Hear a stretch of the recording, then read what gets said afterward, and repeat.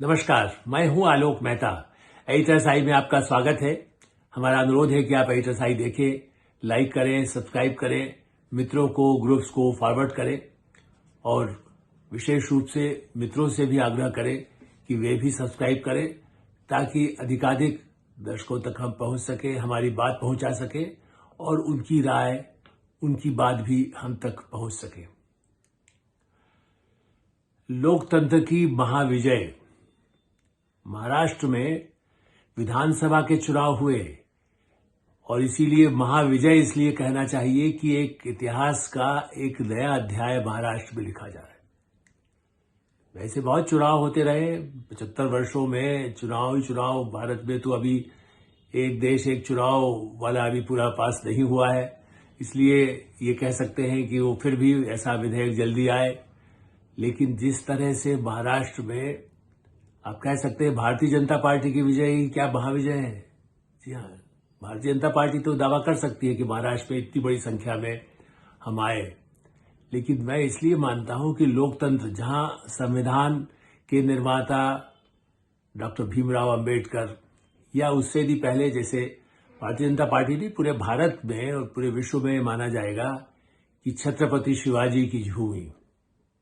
मैं और पुराने उसमें नहीं जाता, लेकिन छत्रपति शिवाजी तो ताजा इतिहास है। और छत्रपति शिवाजी और स्वतंत्रता आंदोलन में बाल गंगाधर, लोकमान्य तिलक, गणेश पूजा, गणेश।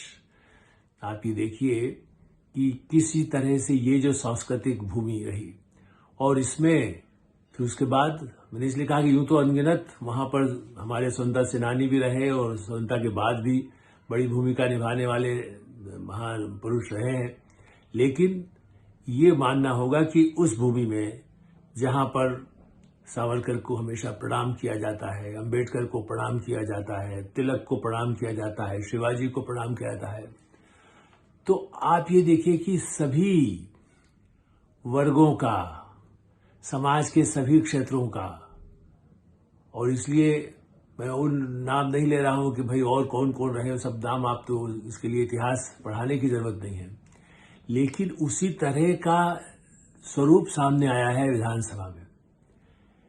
आप कहेंगे गठबंधन की राजनीति का मैं भी बड़ा आलोचक रहा हूं, लेकिन इस बार मैं जैसे कह सकते हैं चकित हूं।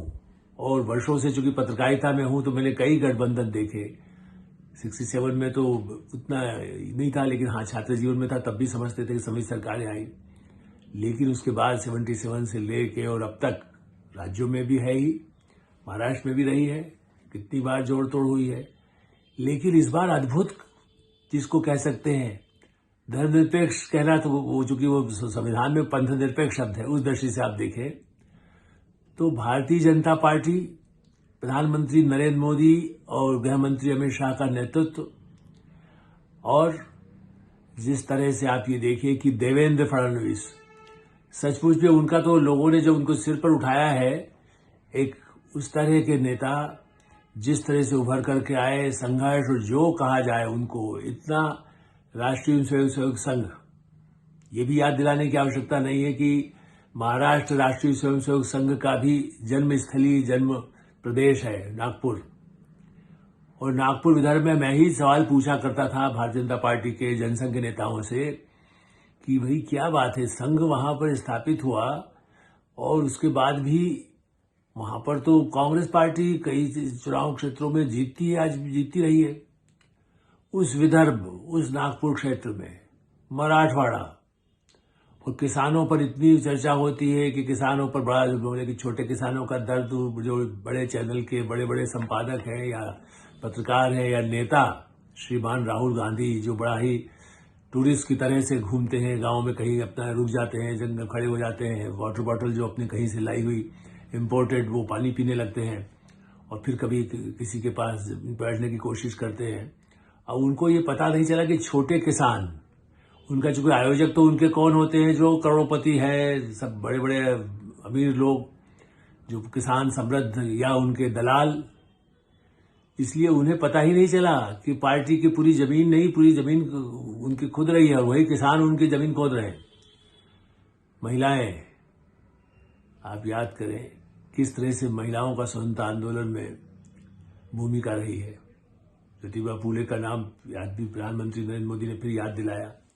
लोगों को याद दिलाते हैं कि भाई देखिए महिलाओं की जो भूमिका रही, आज वही साबित हो रहा है कि महिलाओं ने जिस ढंग से इस महाविजय में किस तरह से भूमिका निभाई, बड़े पैमाने पर एक ऐतिहासिक विजय दिलाई और ऐतिहासिक ढंग से वोटिंग किया। महाराष्ट्र में भारतीय जनता पार्टी के गठबंधन को लोकतंत्र का क्यों मैं मानता हूं? क्योंकि उसके साथ कौन, एक नाथ शिंदे, जो उनसे ज्यादा कट्टर हिंदुत्व, बाला साहब ठाकरे की विरासत जिनको उन्होंने किया, और चूंकि जमीनी काम किया था बाला साहब ठाकरे समय से, बहुत ही कम उम्र से ऑटो रिक्शा चला करके मुख्यमंत्री बनना साधारण बात नहीं है। ऐसे मुंबई महानगर में, जहां वो भी महानगर और चाहे वो जो क्षेत्र हैं, सब पूना बिल्कुल आधुनिकतम जिसको कह सकते हैं कि शहरों में से है, औरंगाबाद, कोल्हापुर, मतलब जो जो क्षेत्र आप कहेंगे उस दृष्टि से एक संपन्न राज्य की संपन्नतम राजधानी। न्यूयॉर्क और लंदन के बाद यदि कहीं चर्चा होती है तो मुंबई की होती है। पहले मुंबई कहते थे, लेकिन वहां का शेयर मार्केट उतार चढ़ाव का भी भारत में तो असर होता है। दुनिया की निगाह अब इस पर रहने लगी है, चूंकि बड़े पैमाने पर इन्वेस्टमेंट होता है। तो वहां उनके साथ हिंदुत्व के कट्टर विचारधारा के हिसाब से, और जमीन में गली गली झोंपड़ियों में काम करने वाले, और मुख्यमंत्री बनने के बाद भी रात को 4 बजे टीवी के इंटरव्यू देने के लिए समय निकाल पाते थे। इतना लोगों से दरवाजा खुला हुआ है। मुझे याद आ गया उन दिनों का, जो 70 से पहले के दशक में, 80 तक, तो बाद के वर्षों में धीरे धीरे, चाहे आप कहिए कि कुछ हमारे प्रधानमंत्रियों की भी हत्या हो गई तो सुरक्षा बढ़ती चली गई, लेकिन मुख्यमंत्रियों की भी सुरक्षा बढ़ने लगी, तो धीरे धीरे दूरियां भी थोड़ी एक तरह से सिमटती गई, और जैसे कहते हैं बढ़ती भी गई। कहीं मिलने को तो मिलते रहे, जमीन में जाते थे। नरेंद्र मोदी हैं, वो तो बिल्कुल ही जमीन उस तरह से जाके आज भी पैर धोने लगते हैं। वो मजदूर यदि काम संसद भवन बना रहे हैं, अयोध्या मंदिर का काम किया हो, फूलों की बरसात करते हैं, तो एक जमीनी वो एक आदर्श। अमित शाह जाकर के यदि मथुरा में अपने उम्मीदवार के लिए पर्चा बांटना है, तो वो वैसे ही कार्यकर्ता की तरह से देश के होम मिनिस्टर जाकर के पर्चा बांटने को भी तैयार रहते और कहते सबसे इसी करना है। तो ऐसे देवेंद्र फडणवीस और उसके साथ एक नाथ शिंदे, तो जोड़ी ऐसी मिली। और तीसरा नवाब मलिक, जो बहुत ही विवादास्पद नेता, उनको साथ रख करके आने वाले शरद पवार के दाएं हाथ सेनापति, परिवार के पति, जो परिवार के सदस्य अजीत पवार। ये जो कॉम्बिनेशन है, ये गठबंधन आज तक आपको नहीं मिलेगा। सभी सरकारें बनी है, उसमें बनी कुछ समय के लिए बनी, लेकिन ऐसे भारी बहुमत तो आपस की सहमति से।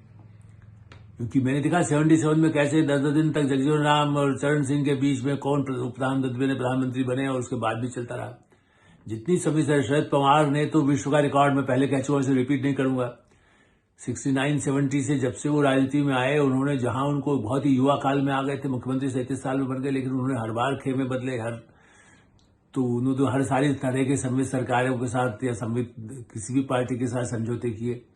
लेकिन उन मराठा क्षत्रप का पिछले 50-55 वर्षों से जिनका एक इतिहास जिन्होंने बनाए रखा था महाराष्ट्र में, वाई बी चौहान के बाद यदि कोई याद करता है तो कहता है शरद पवार है दिग्गज, चूंकि वो हर बार सरकार उलट पुलट करके बनते रहे, केंद्र में बने चाहे वहां बने।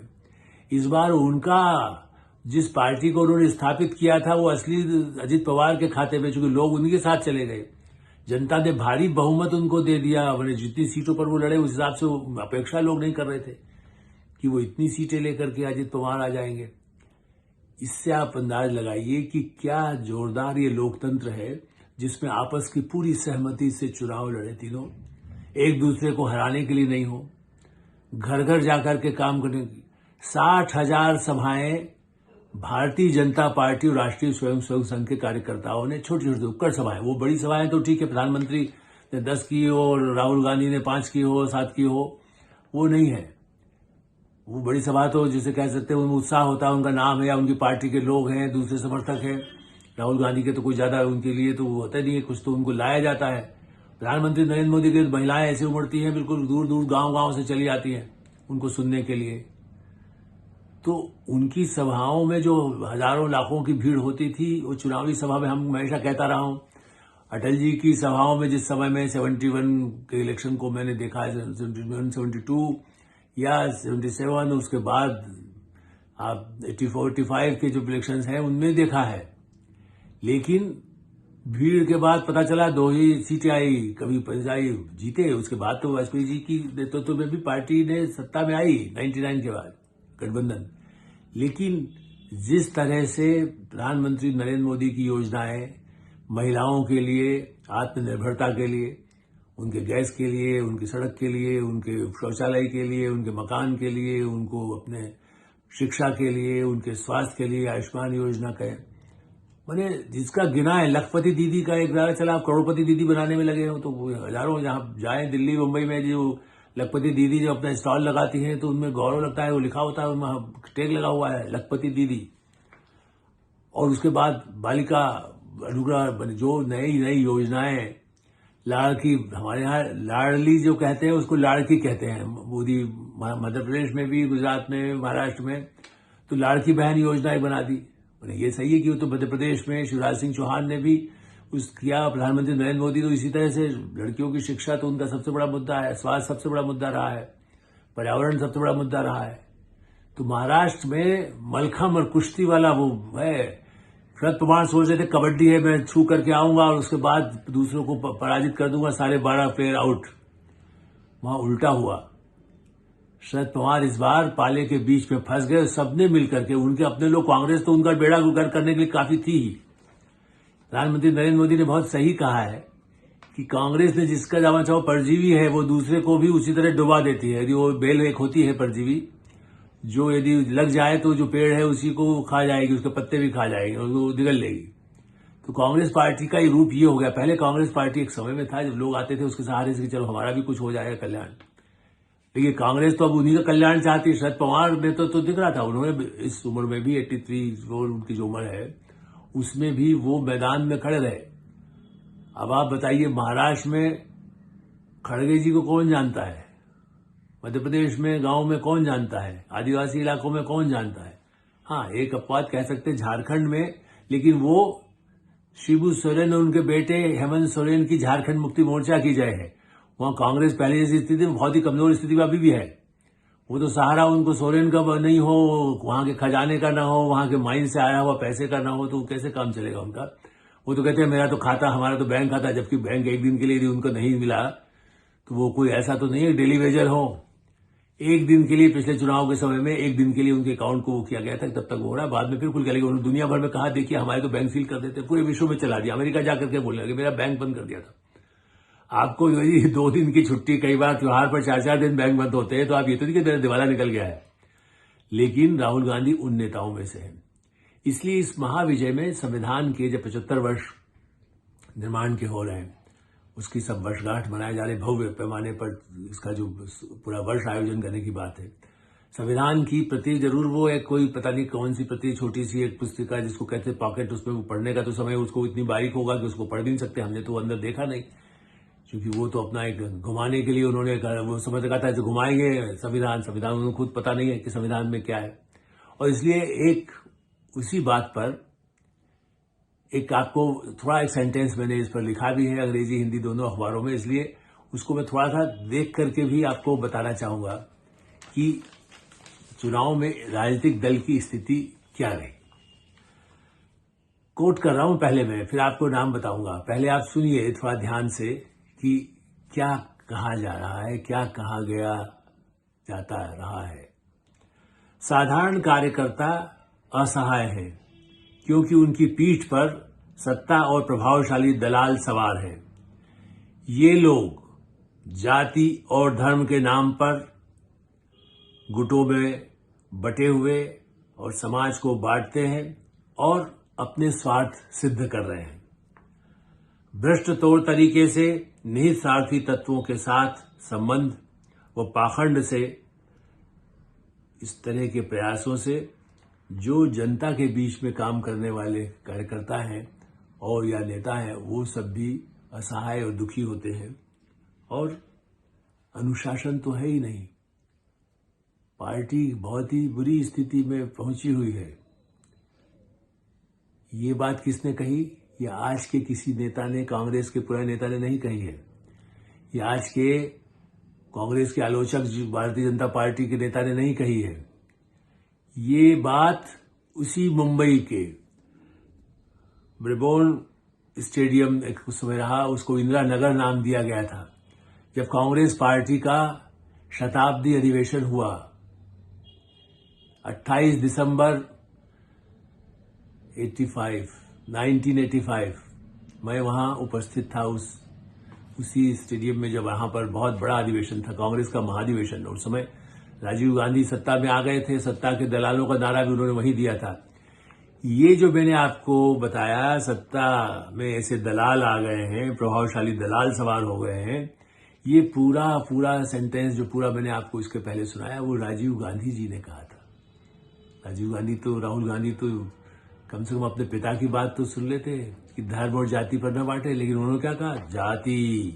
जाति पर बस हम तो कराएंगे सर्वेक्षण, हम जाति को आरक्षण देना चाहते हैं, हर जाति को बढ़ाना चाहते हैं, हम जाति जनगणना अलग से कराएंगे, जाति जनगणना अलग होना चाहिए।